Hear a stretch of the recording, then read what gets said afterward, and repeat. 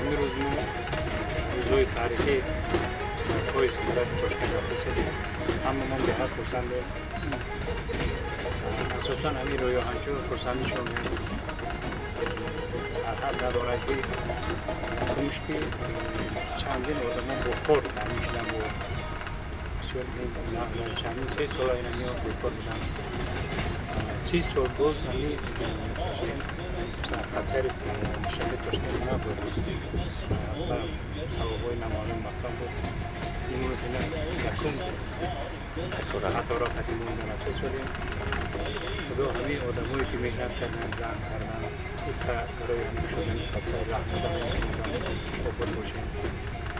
اساساً همین پیشوی نزد چندین مراتب قید کردن که ما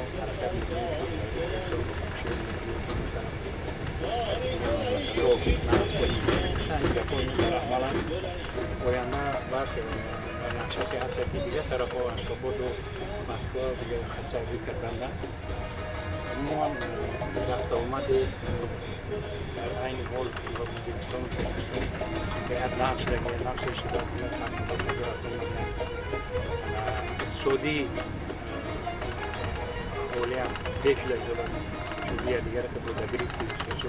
کشتوارو دیگه هم طرف من رویتای همین دو مملکت کلوی با اولندن با پیش برام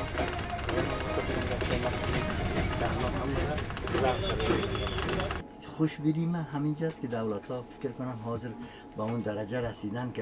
که باید در ملت خدمت شود چون که دنیای تکنولوژی ترقی و پیشرفت است اینا میفهمند که بدون تکنولوژی ترقی خدمت به ملت هیچ ملت حاضر آماده یعنی دولتی نیست که اگر خدمت نکنه اینا فهمیدن حاضر خدمت میکنن به خاطر که حال ملت میخواد دنیا میخواد حال عصر 19 و 18 نیست حال 21 هست از خود دنیا ترقی کرد باید اینا هم ترقی کنند از این خاطر اینا بسیار حاضر من که دیدم سر دستشان بسیار پلنای خوبی دارن آبادانی و ترقی و پیشرفت و ساختمان من دیدم همگیش در جریان است یعنی قابل لمس است من دیدم که رو به ترقی است تاجیکستان بسیار خرسند شدم خوشحال شدم پاک تمیز صفا سوتره شهرها با گل و گلکاری و هر جای کارهای خوبی در جریان است این است شاید هفته 2 بار 3 بار شود و ترینایش پایزایش بلکه عصری تر شود خوبتر شود چیزهای خوبی که به مود روز به خواهش مردم سرویسش خوب شود یعنی خیلی تاثیر خوب دارد این چون که مردم از این خوش باشن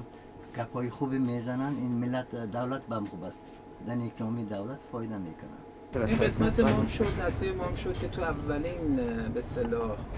قطاری که داره میره از دوشنبه میره تاشکند